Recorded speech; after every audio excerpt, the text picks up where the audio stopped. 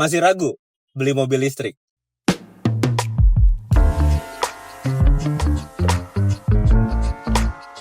Tonton video ini bareng gua, Febri dari Halo Otomotif.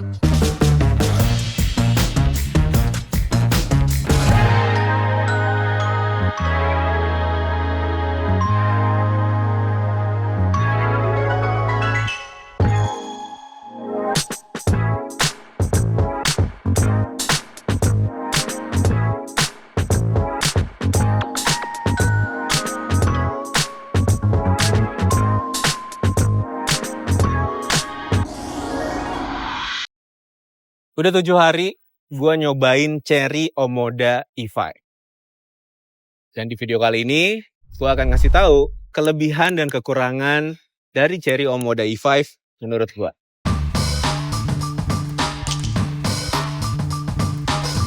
Jadi kelebihan yang pertama, Chery Omoda E5 ini tuh bisa ngedeteksi kunci lo ada di mana.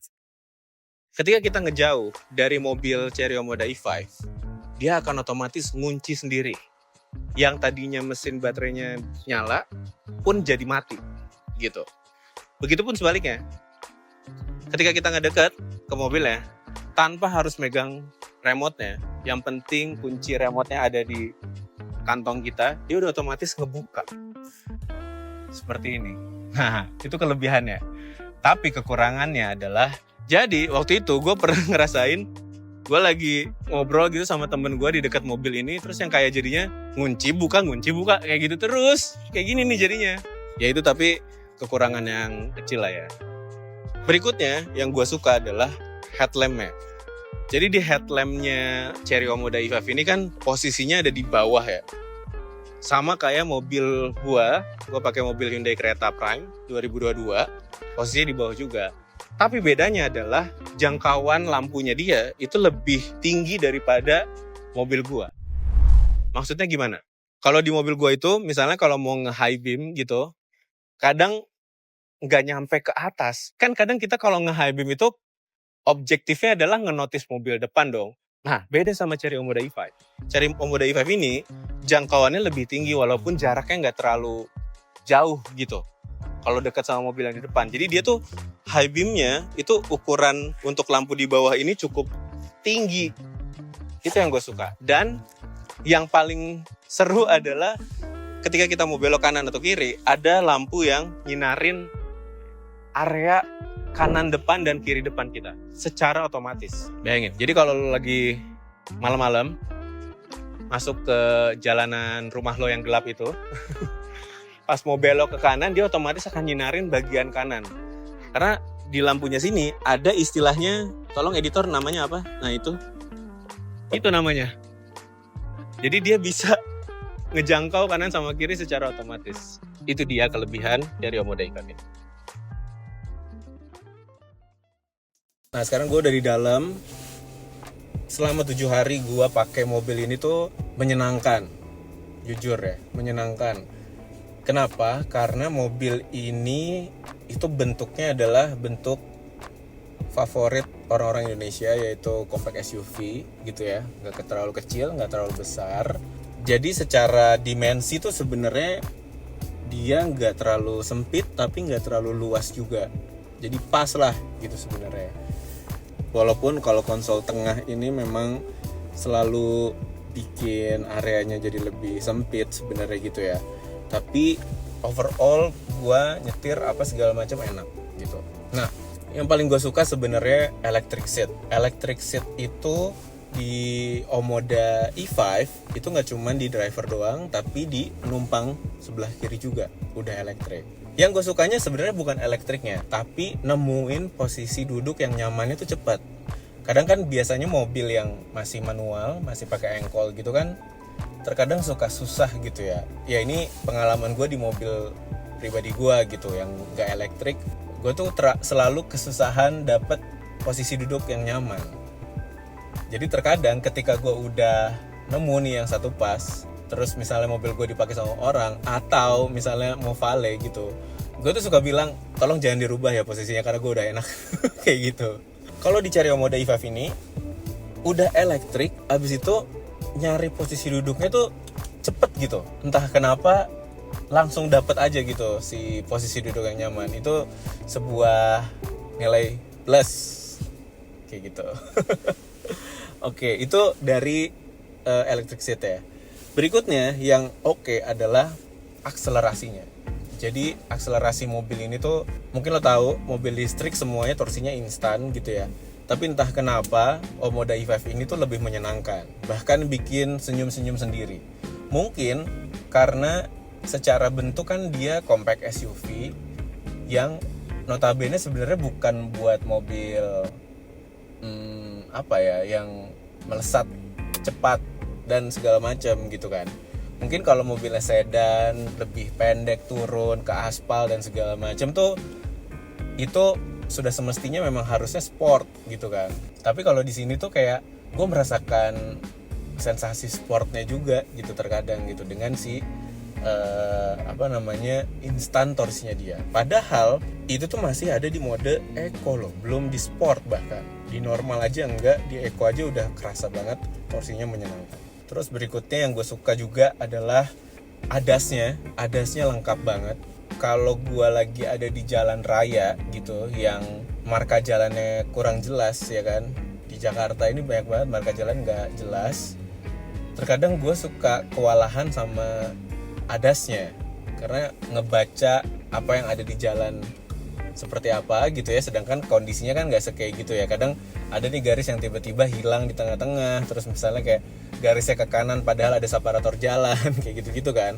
At some point kadang gue suka matiin bahkan si lane keep assist-nya gitu karena dia udah canggih. Listnya tuh ada 14 ADAS kalau nggak salah, gue lupa. Kalau kita ngelihat dari sini ada integrated cruise assist, exit warning, vehicle departure warning ada, overspeed warning ada, intelligent high beam assist juga ada, terus front collision warning, automatic emergency braking assist ada, lane departure warning, lane departure intervention, emergency lane keeping assist, door open warning, blind spot detection assist, rear collision warning. Nah ini yang seru. Jadi rear collision warning itu dia akan ngasih tahu ketika ada mobil dengan kecepatan yang lebih tinggi gitu dari arah belakang. Jadi ngasih tahu kita buat lebih waspada gitu. Terus rear cross traffic assist sama ada driver detection system alarm. Jadi di sini ada DMS, driving monitoring system gitu. Dia akan ngasih tahu kita ketika kita lagi lelah. Contoh waktu itu gue nyetir terus gue nguap, dia ngasih tahu kalau lo tuh lagi lemah, lagi lelah gitu ya. Terus abis itu dia akan masuk ke invigorating system. Jadi dia akan masuk ke invigorating system buat ngademin atau ngesejukin hawa di dalam kabin. Sebenarnya gue kurang paham gitu ya, apa yang di adjust gitu, suhu AC-nya kah, kipasnya kan? Soalnya di sini tuh kayak nggak ada yang berubah, tapi dia sih bilangnya menyegarkan kabin gitu ya. Bahkan gak cuma nguap, ketika gue lagi nyetir pandangan gue ke kanan, ke kiri terlalu lama, dia juga akan ngasih warning. Yang paling gue suka lagi adalah auto hold-nya. Kenapa sih auto hold doang gue suka? Jadi gini, gue tuh pakai mobil Hyundai Creta Prime 2022. Dia ada EPB, ada auto hold.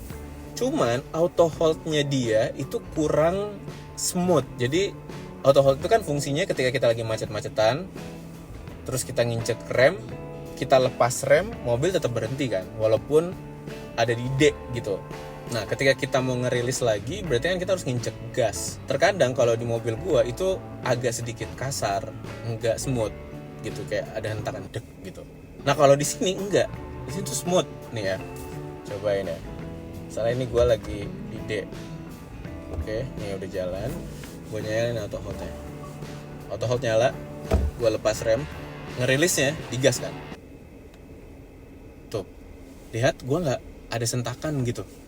Tapi kekurangan yang gue nggak suka adalah 90% pengoperasiannya itu ada di layar semua.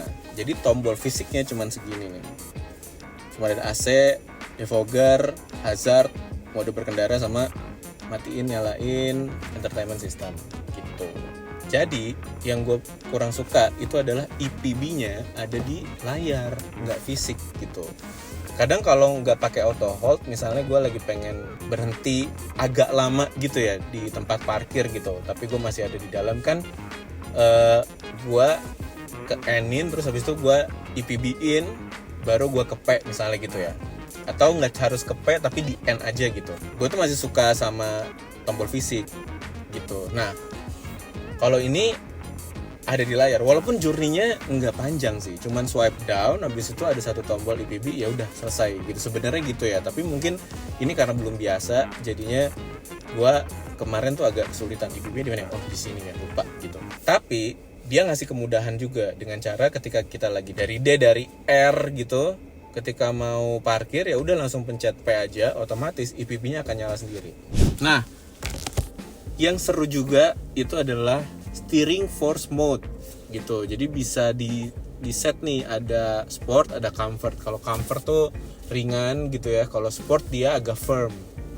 Jadi itu tergantung preference lo aja, bisa yang mana. Dan gak cuman setirnya, remnya juga. Dia punya brake pitch control. Jadi dia bisa nih pakai nada yang mana. Canda. Sensitivity-nya itu high atau low. Nah, jadi dia ada yang high, ada yang low gitu ya. Coba ya, kita pakai yang low. Nah, kalau yang high dia sekalinya ngerem tuh langsung grut gitu. Tapi itu kan menolong juga untuk si regenerative braking-nya buat ngisi si baterainya gitu kan. Oke. Kelebihan dari mobil ini tuh suspensinya oke. Ini perbandingannya gue sama mobil pribadi gue yang Hyundai Creta 2022. Suspensinya justru lebih empuk gitu ketika ada di jalanan yang kurang rata. Terus kekurangannya tapi adalah mobil ini ya karena dia tinggi ya, jadi agak limbung lah sedikit. Cuman itu kayak semua mobil seperti itu nggak sih? Maksudnya kayak yang tinggi-tinggi apalagi gitu ya, jadinya lebih limbung.